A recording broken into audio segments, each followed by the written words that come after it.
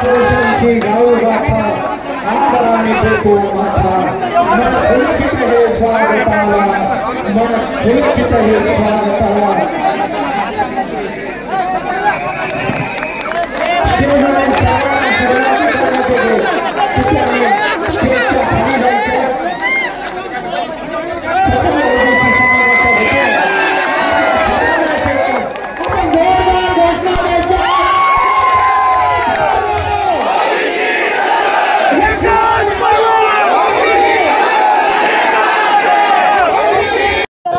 हे बघा, जरांगे पाटलांच्या मागण्या आणि त्या मागण्यांची धार बोचट झालेली आहे। कारण जरांगे पाटील ज्या मागण्या करत होत्या त्याला कुठलाही संविधानिक अधिकार नाही, त्या बेकायदेशीर आहेत, त्या ओबीसींचं आरक्षण उद्ध्वस्त करणारे आहेत।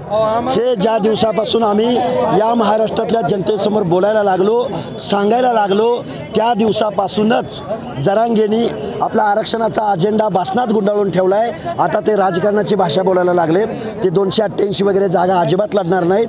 ते शरदचंद्रजी पवार वगैरे कुणाचा तरी लोकसभेला जसा प्रचार केला तसा ते प्रचार करतील। अहो, जरांगे नावाच्या माणसाची काय हैसियत आहे, काय लायकी आहे, काय कुवत आहे, काय त्याला महाराष्ट्राचं समाजमन माहिती आहे, काय म्हणून त्याच्या सांगण्याला भुलतापणा बळी पडून 288 आमदार पराभूत करायचे। त्यामुळे जरांगे पाटील नावाचं एक भूत थोड्या दिवसासाठी महाराष्ट्राच्या मुख्यमंत्र्यांच्या मानगुटीवर बसलेलं होतं, ते आता भूत इथून पुढे उतरलेलं असेल। नक्कीच आता मोठा प्रतिसाद मिळतो तुम्हाला। आम्ही सध्या जन आक्रोश यात्रा काढलेली।